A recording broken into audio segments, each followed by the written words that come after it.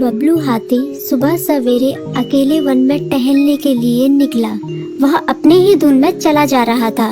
लगता था उसके दिमाग में कोई उलझन है जिसे वह सुलझाने की कोशिश कर रहा था।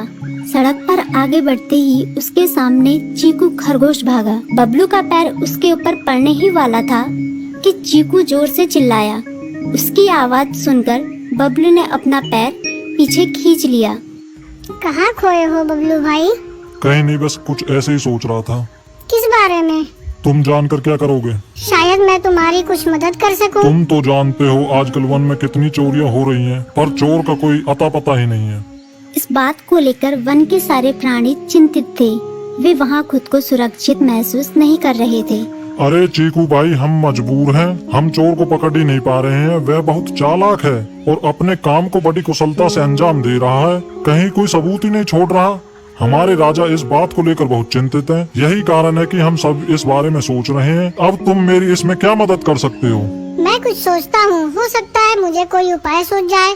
प्रयास करने में कोई हर्ज तो नहीं है।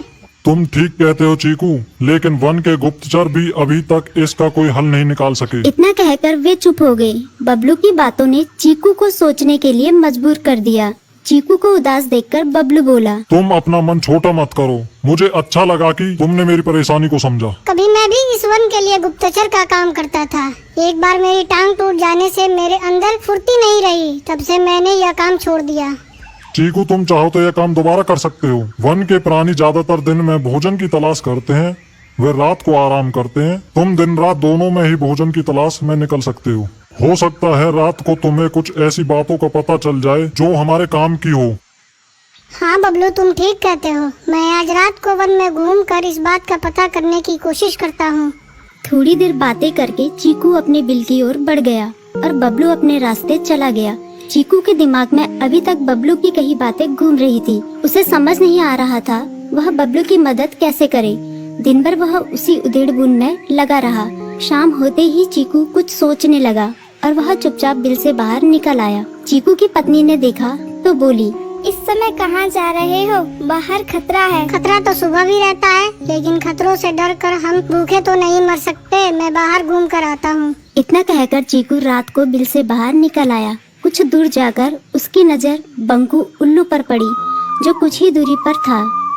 वह पेड़ की डाल पर बैठा अपनी गर्दन चारों तरफ घुमा रहा था। वह तेजी से पेड़ की एक डाल से दूसरी डाल पर उड़ रहा था। बंकू की नजर उस पर नहीं पड़ी थी। कुछ सोचकर चीकू पेड़ के पीछे से बाहर निकलकर थोड़ी खुली जगह पर आ गया और वहां से बंकू उल्लू को देखने लगा। बंकू ने चीकू को अंधेरे में भी देख लिया, पर उसने उसमें कोई उत्सुकता नहीं दिखाई और अपनी गर्दन चारों ओर घुमाता रहा। चीकू बड़ी देर तक बंकू की हरकतों पर नजर रखे रहा। वह थोड़ी देर तक खुले मैदान में खड़ा रहा, पर बंकू ने उसे देखकर भी अनदेखा कर दिया। उसने महसूस किया कि बंकू के आसपास चमकू चमगादड़ भी मंडरा रहा था। कुछ देर वन में घूमने के बाद चीकू अपने बिल में लौट आया और सुबह होने का इंतजार करने लगा। अगली सुबह बबलू उसी रास्ते में जा रहा था। रास्ते में चीकू उसका इंतजार कर रहा था। आज बड़ी जल्दी आ गए बबलू। हाँ, आजकल मुझे चिंता की वजह से नींद नहीं आती। कोई नई खबर है क्या? यकीन से तो मैं नहीं कह सकता, पर मैं तुम्हें ऐसे प्राणी का नाम बता सकता हूँ जो शायद चोरों की मदद कर रहा है। कौन है वो? बंकू उल्लू। इतना कहकर चीकू ने रात की घटना उसे ज्यों की त्यों सुना दी। इसे सुनकर बबलू का माथा ठनका। बबलू की आंखें चौंधिया गई। तुम ठीक कह रहे हो। मुझे आज रात बंकू और चमकू पर नजर रखनी होगी। इतना कहकर वे दोनों अपने अपने रास्ते चले गए। बबलू रात को अपने साथियों के साथ बंकू पर नजर गड़ाए रहा।